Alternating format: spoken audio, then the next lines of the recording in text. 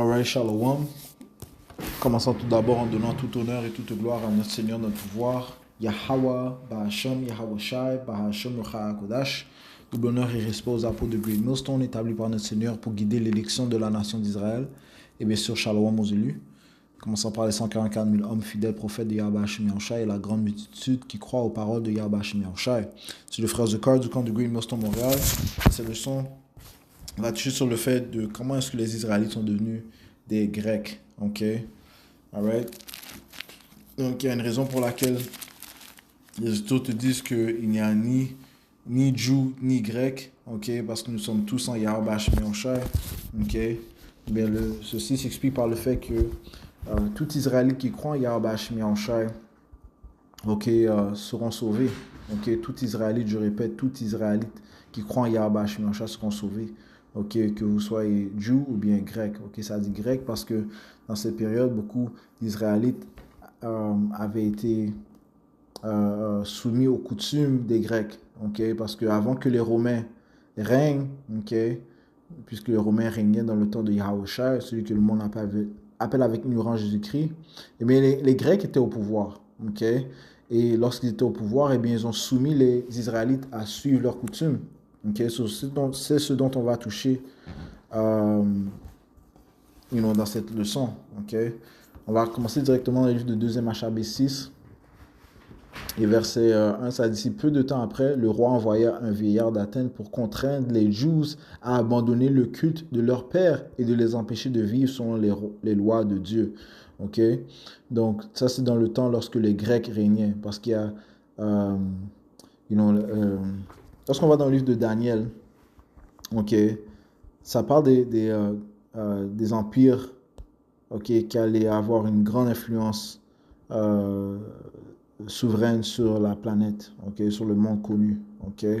Donc il y avait le royaume de Babylonien, ok, dont Nebuchadnezzar était à la tête.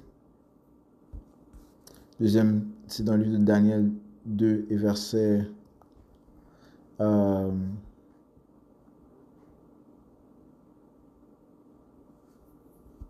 verset 31. Par la suite sont venus les Mèdes et les Perses, après l'empire babylonien. Après les Mèdes et les Perses, qui est venu? Eh bien, les Grecs. Ok. Ok. Après, ce qui a suivi les Grecs, c'était les Romains. Et par la suite, un nouvel empire gréco-romain. Ok.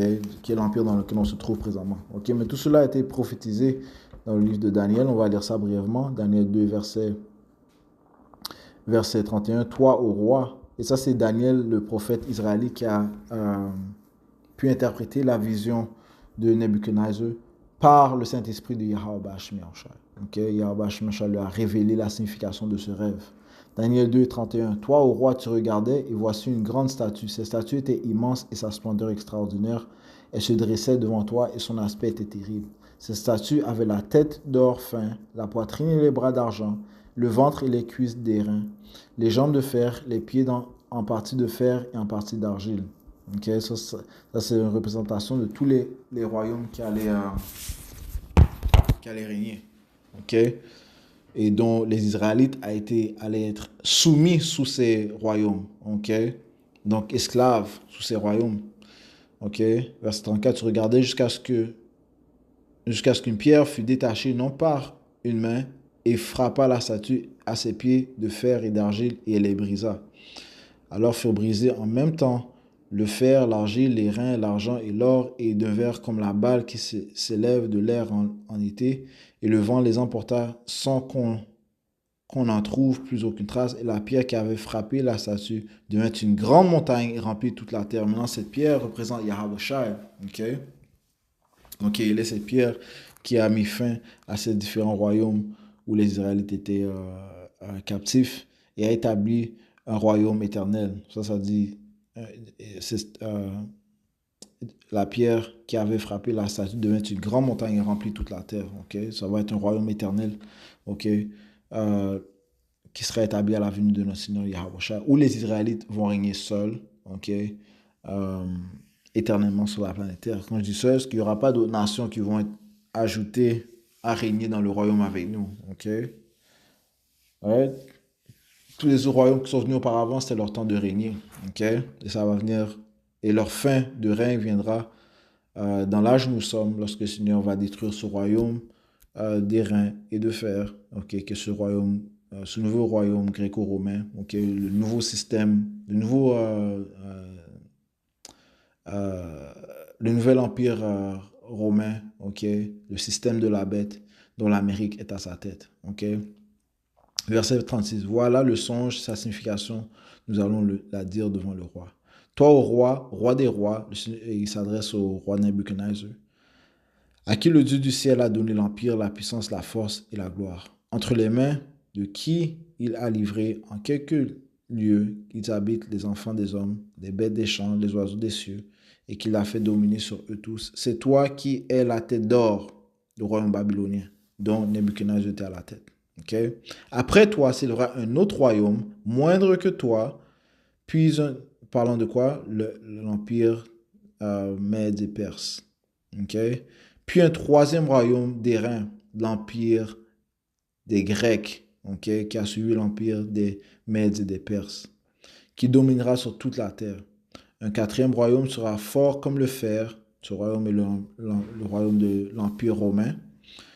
De même que le fer écrase et brise tout, et comme le fer qui met en pièces, il écrasera et mettra en pièces tout cela. L'empire romain. Si tu as vu les pieds et les orteils en partie d'argile, de potier, en partie de fer, c'est que ce sera un royaume divisé, et c'est le royaume dans lequel nous nous trouvons présentement. Il y aura en lui de la solidité du fer, selon que tu as vu du fer mêlé à l'argile. Mais comme les orteils des pieds étaient en partie de fer et en partie d'argile, ce royaume sera en partie fort et sera en partie fragile, right? Parce qu'il y a des nations dans ce système, le système de la bête, ok, qui sont forts économiquement, il y en a qui sont faibles économiquement. Ok? Donc, ils ne sont pas unis. Ok? Ce n'est pas un royaume uni. Ok? Verset 43. Si tu as vu le fer mêlé à l'argile, c'est qu'ils seront mêlés de semences d'hommes, mais ils ne tiendront pas l'un à l'autre, de même que le fer ne peut s'allier avec l'argile.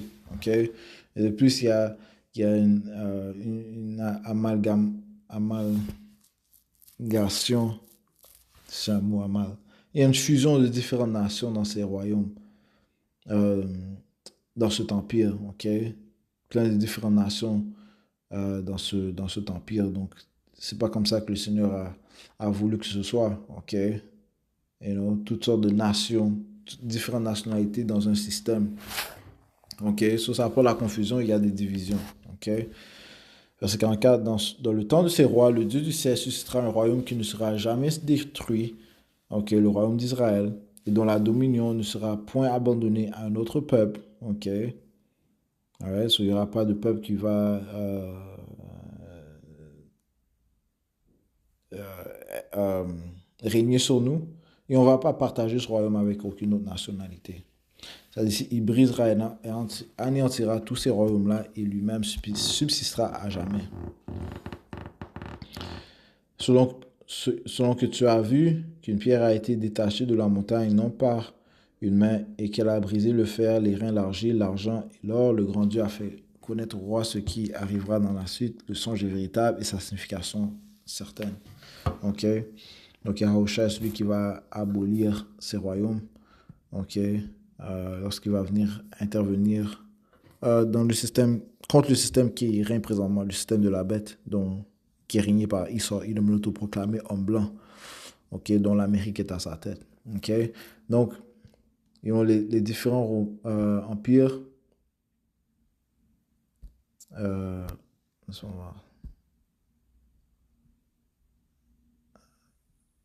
le rêve qu'avait eu Nebuchadnezzar a touché sur les différents empires qui allaient régner, euh, dont, et où les Israélites allaient être soumis, ok, en captivité, ok. Euh, un de ces empires, c'est bien sûr l'empire grec, c'était le troisième empire, ok.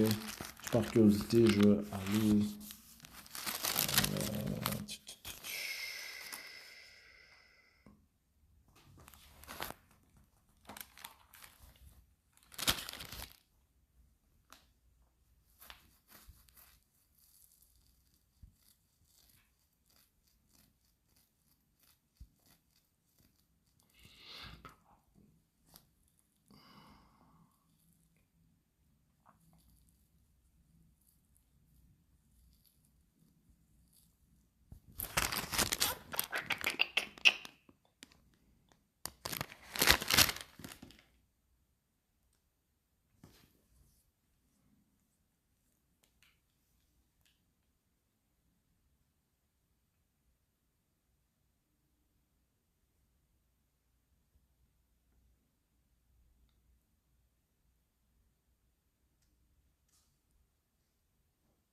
Ok, beautiful. C'est dans le livre. Parce qu'en fait, dans le livre de Daniel, le septième chapitre et le huitième chapitre, ça parle des différents empires qui allaient régner. Ok. Je vais aller directement au point. Ok. Daniel chapitre 8 et verset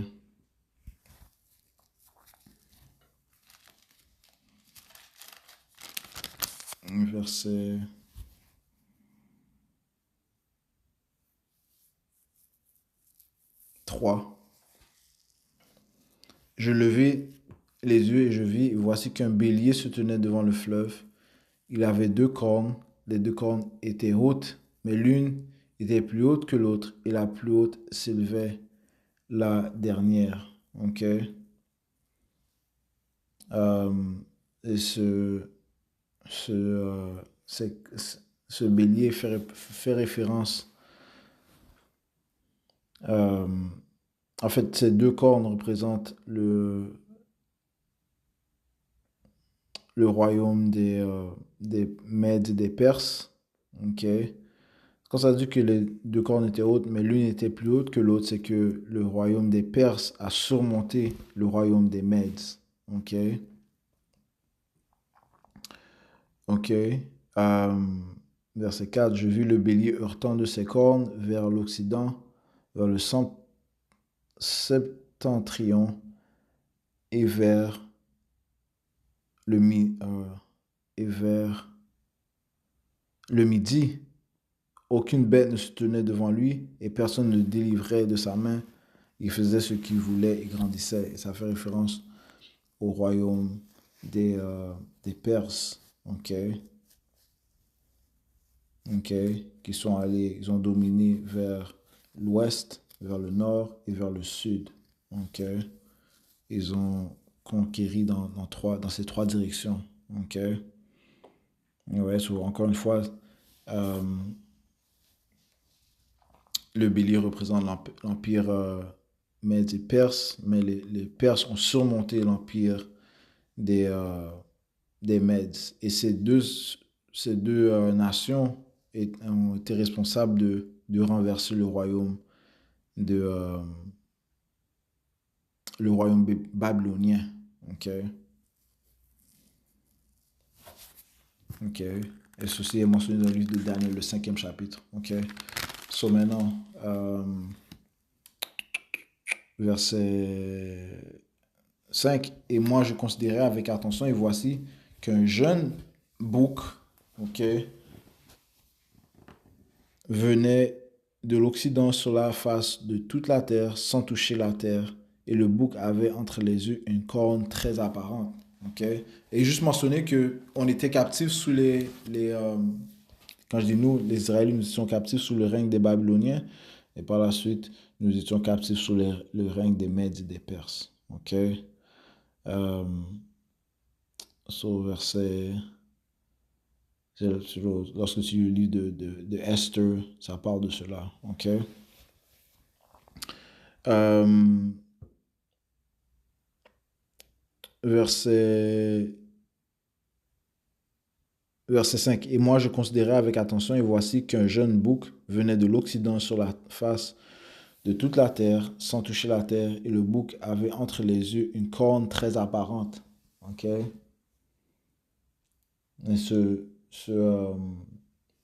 cet animal, cette bête représente le royaume des Grecs.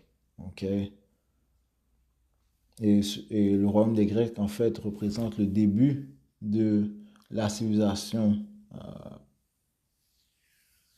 des Édomites. Ok. C'est là qu'ils ont commencé premièrement à régner, ok, en tant que Grecs. Ok. Ces Édomites se sont proclamés en blanc, ont commencé à régner en tant que Grecs, man. Et comme ça dit ici, et le bouc avait entre les yeux une corne très apparente, ça fait référence à Alexandre le Grec. Verset 6, il arriva jusqu'au bélier aux deux cornes que j'avais vu se tenant devant le fleuve et il courut contre lui dans l'ardeur de sa force. Je le vis s'approcher du bélier, s'irritant contre lui. Il frappa le bélier, lui brisa les deux cornes sans que le bélier eût la force de se tenir devant lui. Il le jeta par terre et le foula aux pieds, et personne ne délivrait le bélier de sa main. Ouais, parce que les Grecs ont dominé sur les Mèdes et les Perses. Ok? Spécifiquement les Perses. Verset 8, le jeune bouc grandit extrêmement, et quand il est devenu fort, la grande corne se brisa, et je vis 4 cornes s'élever à sa place vers les 4 vents du ciel. Ces 4 cornes font référence à ce qu'on appelle le diadochi, parce que ce que Alexandre le Grec a fait, ok, avant sa mort, il a divisé son royaume avec ses collègues, ok, Lysimachus, Ptolemy, Seleucid et Cassander, ok. Ça dit ici, je relis verset 8, et on va toucher dans le livre de Maccabée comment ça part de cela. Ça dit ici, le jeune bouc grandit extrêmement, et quand il fut devenu fort, la grande corne se brisa, et je vis 4 cornes s'élever à sa place vers les 4 vents du ciel. De l'une d'elles sortit une corne petite qui grandit beaucoup vers le midi, vers l'Orient et vers le glorieux pays, et grandit jusqu'à l'armée des cieux. Elle fit tomber à terre une partie de cette armée et des étoiles et les foula aux pieds. Vous voyez, ils ont dominé sur les Israélites. Ok. Ok. Euh, et ils ont apporté une grande oppression envers les Israélites. Ok. On va toucher sur cela. Ok. C'est comme ça que les Israélites sont devenus grecs. Ok. Euh, Verset 11. Elle grandit jusqu'au chef de l'armée et lui enleva le culte perpétuel, et le lieu de son sanctuaire fut renversé. Ok.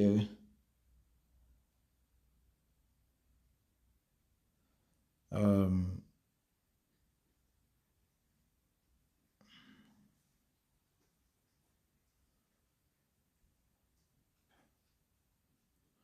yeah, man. C'est pour ça que Edom est aussi appelé l'abomination qui apporte la désolation. Ok. Yeah. So, man, le livre de premier Maccabée, ok, va en détail sur les atrocités qu'ils ont fait, ok, envers les Israélites, et comment ils ont pollué le temple, ok. Verset 12, et une armée a été livrée par infidélité avec le culte perpétuel, et la corne a jeté la vérité par terre, et elle l'a fait, et elle a réussi, ok.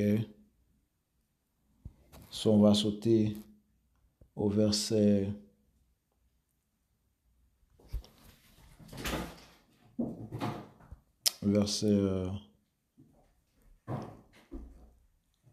19, ça dit ici. Et il dit, voici que je vais t'apprendre ce qui arrivera au dernier temps de la colère, car c'est pour le temps de la fin. Le bélier à 2 cornes que tu as vu, ce sont les rois de Médie et de Perse, ok, comme on a touché, verset 21. Le bouc velu, c'est le roi de Javan, ok. Ouais, c'est les Grecs, ok. Ok. Les Grecs. Et la grande corne dans ses yeux, c'est le premier roi, qui est Alexandre le Grec. Et cette corne s'est brisée, et si 4 cornes se sont dressées à sa place, c'est que 4 royautés s'élèveront de cette nation, mais sans avoir la même force. Ouais.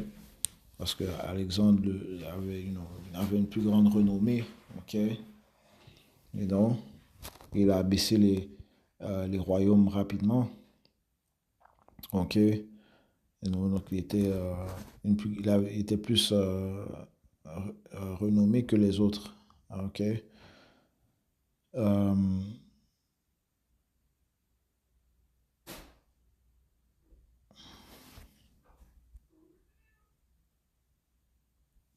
Verset 23, à la fin de leur domination, quand le nombre des infidèles sera complet, il s'élèvera un roi au dur visage et pénétrant les choses cachées. Et ce roi parle de Antiochus Epiphanes. Ok, ok, on va toucher ça dans le livre de 1er Maccabée. Ok, ça dit ici, verset 24, sa force s'accroîtra, mais non par sa propre force. Il fera de prodigieux ravages. Il réussira dans ses entreprises. Il ravagera les puissants et le peuple des saints, des Israélites, À cause de son habileté, il fera prospérer la ruse dans sa main. Il s'enorgueillira dans son cœur. Et en pleine paix, il fera périr beaucoup de gens. Il s'élèvera contre le prince des princes et il sera brisé sans la main d'un homme. Ok?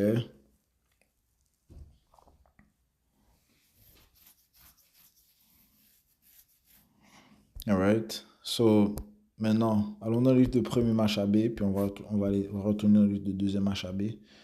Mais, en fait, allons dans le deuxième Machabée, puis après on va aller plus en détail dans le livre de premier Machabée. Ok? So, on va poursuivre ce qu'on lisait. Deuxième Machabée 6 et verset 1. Peu de temps après, le roi envoya un vieillard d'Athènes pour contraindre les Juifs à abandonner le culte de leur père et les empêcher de vivre selon les lois de Dieu, et pour profaner le temple de Jérusalem et le dédier à Jupiter olympien et celui de Garizim, à Jupiter hospitalier, conformément au caractère des habitants du lieu. Sur les Israélites, sous l'empire des Grecs, ont été soumis à faire cela, man. Ok? On avait été empêché de suivre les lois de Dieu, ok? Et d'abandonner nos coutumes, ok, notre culture, et suivre les cultures des Grecs, man. Verset 3. L'évasion de ces mots fut même pour la masse du peuple bien pénible et difficile à supporter, car le temple était rempli d'orgies et de débauches par des gentils dissolus et des courtisanes, des hommes ayant commerce avec des femmes dans les saints parvis et y apportant des choses défendues. L'autel lui-même était couvert de victimes impures que la loi interdisait. Ok? So, c'est ce qu'il faisait, man. Ok? C'est pour ça qu'il est appelé l'abomination qui apporte la désolation. Ces Édomites ont poussé leurs abominations dans notre culture. Ok? Parce qu'il n'est plus possible de célébrer les sabbats qui fait partie de notre culture. C'est un des commandements qui nous a été donné de notre pouvoir, Yahweh Ba'ashem Yahushai. Il n'était plus possible de célébrer les sabbats, ni les fêtes des pères, ni simplement de confesser que l'on était Juif. Ok, so, tu ne pouvais pas dire que tu étais un Juif, tu devais dire que tu étais un Grec, tu suivais les coutumes des Grecs. Ok, donc beaucoup des Israélites ont suivi ces coutumes, man. Ok.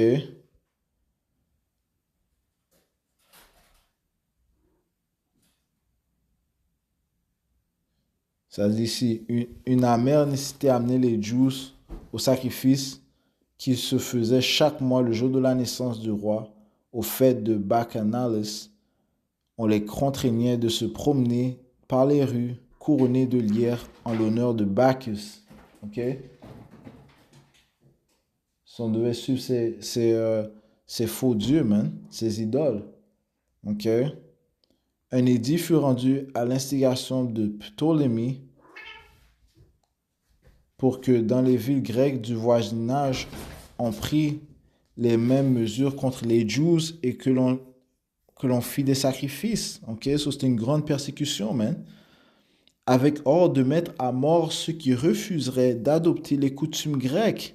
Ok, so ta vie était en danger, man. Ta vie était risquée, man, si tu ne suis pas les coutumes grecques. Ok, si tu disais que tu es un Jew, you know, eh bien, mais ils allaient te terroriser, man, te mettre à mort, te tuer. On avait donc partout, sous les yeux, des scènes de désolation. Ainsi, 2 femmes, pour avoir circoncis leurs enfants, furent amenées, on suspendit leurs enfants à leurs mamelles, on les traîna publiquement par la ville et on les précipita du haut des remparts. Ok? Ok? Se tuer les enfants, les mères, ok? Parce qu'ils avaient circoncis leurs enfants, man. Ok? D'autres s'étant rendus ensemble dans les cavernes voisines pour célébrer en secret le jour du sabbat furent dénoncés à Philippe et on les brûla tous sans qu'ils osassent se défendre par respect pour la sainteté du jour. Ok? Ok? So, c'est ce dont on souffrait, man, lorsque les Grecs régnaient, spécifiquement sous le règne de Antiochus Epiphanes, le quatrième. Donc on va aller dans le livre de 1er Machabée. Et c'est comme ça que beaucoup de notre peuple sont devenus des Grecs, man. Ok?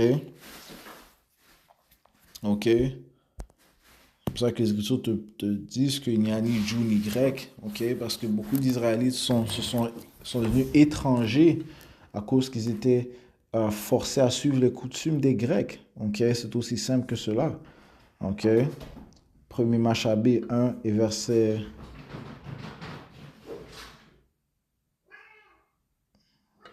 Patientez un instant.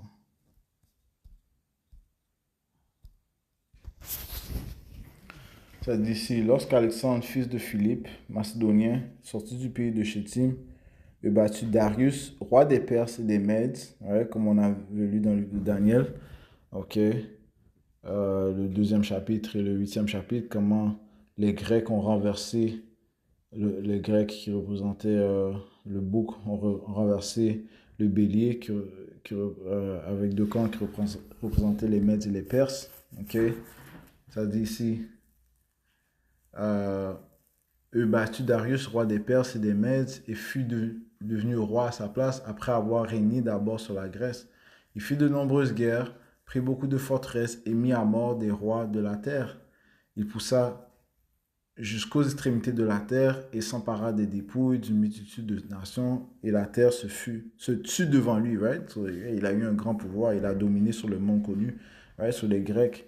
Okay? Ces Édomites ont, euh, ont conquéri, man. Ok, verset 4. Son cœur s'éleva et s'enfla d'orgueil. Il rassembla une armée très forte et soumit des contrées, des nations et des souverains, et ils devinrent des tributaires. Après cela, il tomba sur son lit et connut qu'il allait mourir. Il appela auprès de lui ses officiers de rang supérieur, donc les quatre, donc les Diadochi, des compagnons de sa jeunesse, et partagea entre eux son empire pendant qu'il vivait encore. Alexandre régna 12 ans et il mourut. Ok, Alexandre le Grec. Ok. Ses officiers prirent possession du pouvoir, chacun dans son lieu. Tous ceignirent le diadème après sa mort et leurs fils après eux. Durant de longues années, ils multiplièrent les maux sur la terre. Ouais, parce que tu sais ce que ces Édomites font lorsqu'ils règnent, man. Ça te dit dans le livre de Proverbes,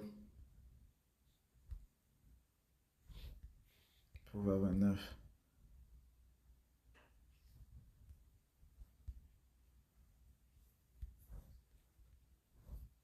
Verset 16. Lorsque les immoraux sont multipliés, la transgression augmente, mais les droits verront leur chute.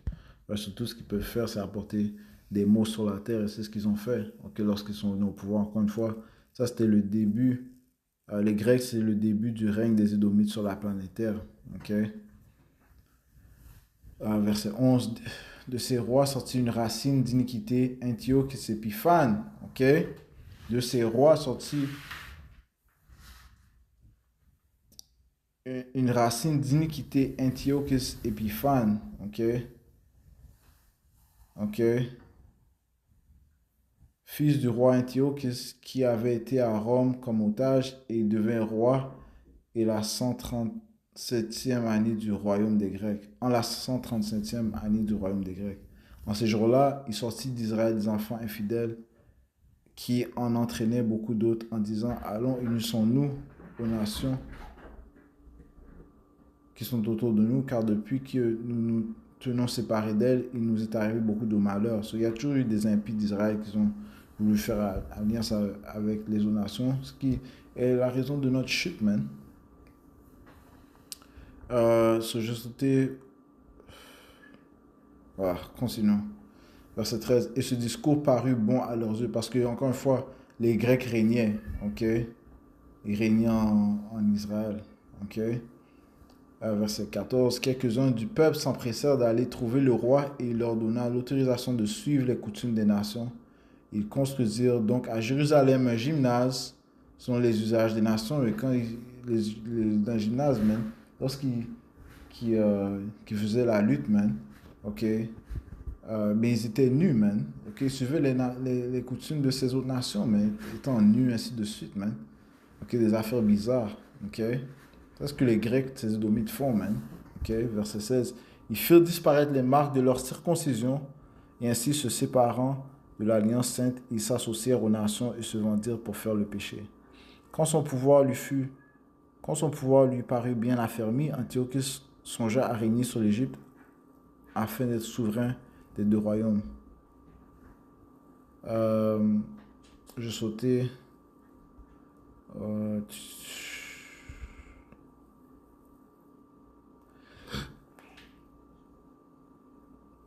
Verset 21. Après avoir battu l'Égypte, l'an 143, Antiochus revint sur ses pas et marcha contre Israël.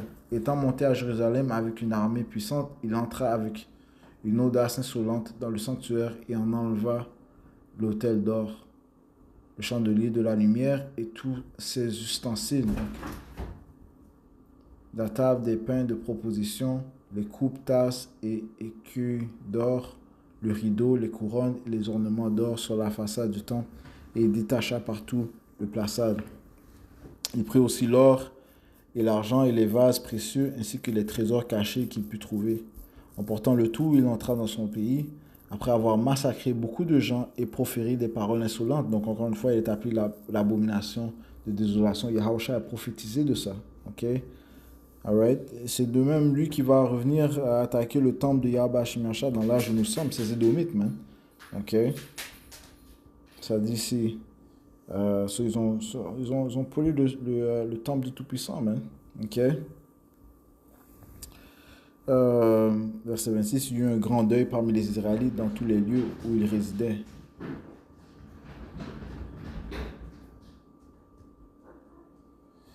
Je sautais. Encore une fois, c'est un excellent chapitre à lire, mais je vais aller où comment ça dit qu'on était forcé à suivre leurs coutumes.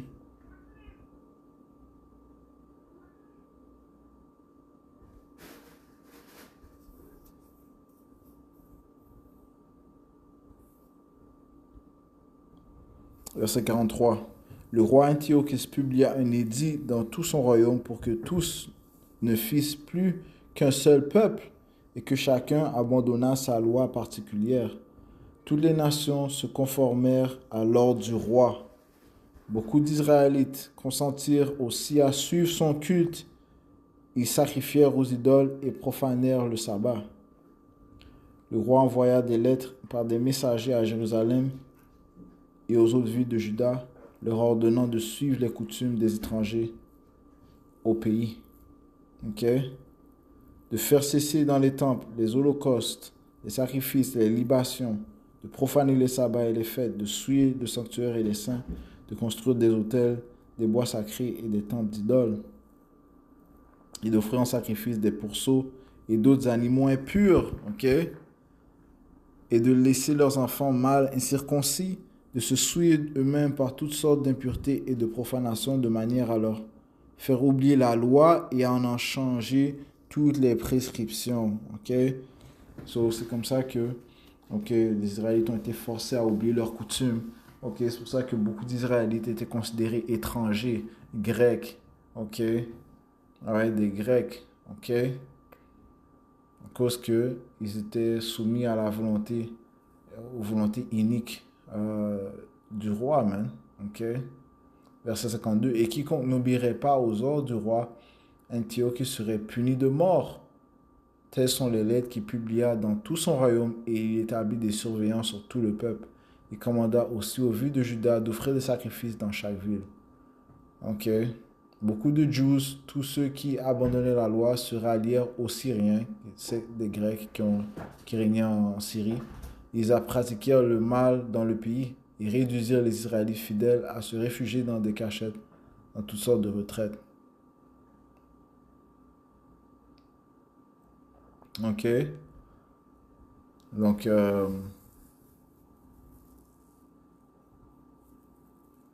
verset 57, le 15e jour du mois de Keslev, l'an 145, ils construisirent l'abomination de la désolation sur l'autel des holocaustes et construisirent aussi les autels dans les villes de Juda alentour. Ils brûlaient de l'encens aux portes des maisons sur leur place. s'il trouvait quelque part les livres de la loi, il les brûlait après les avoir déchirés. Ok? Celui chez qui un livre de l'Alliance était trouvé et quiconque montrait de l'attachement à la loi était mis à mort en vertu de l'édit du roi.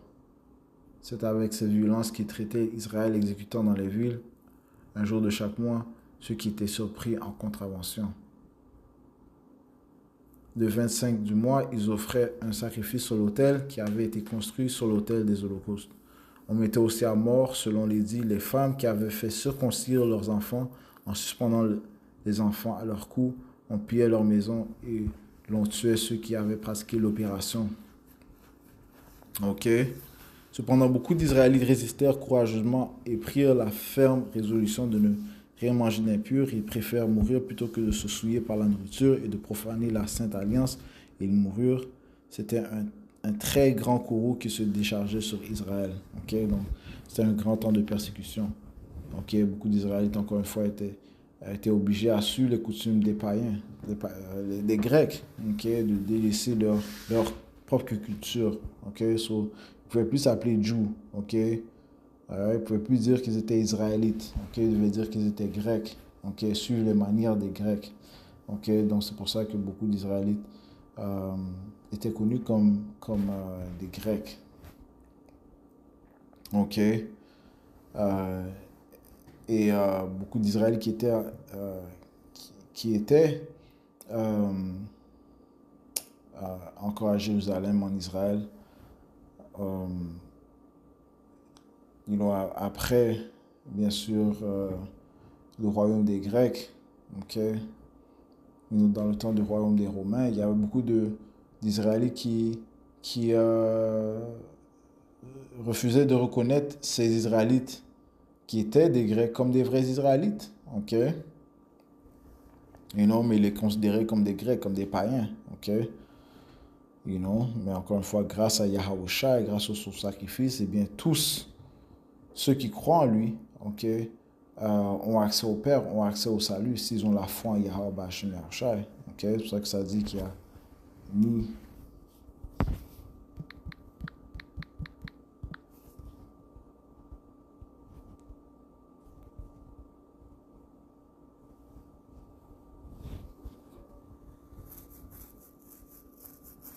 Colossiens 3 et 11.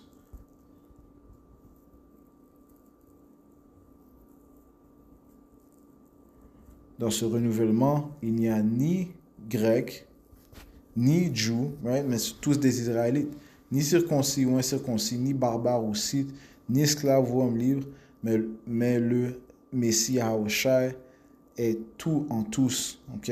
Parce que son sacrifice est adressé à toute la nation d'Israël, ok? Pour les réconcilier au Père, mais éventuellement c'est juste l'élection qui va accepter ce sacrifice et prendre part à ce sacrifice dans l'âge où nous sommes. Et le reste d'Israël reviendra à droit dans le royaume. Ok? Alright, so, j'espère que ça a été édifiant. Ok? Une leçon sur l'histoire, ok, de l'Empire grec qui a régné avant l'Empire romain, qui a forcé beaucoup d'Israélites à suivre leurs coutumes. Ok?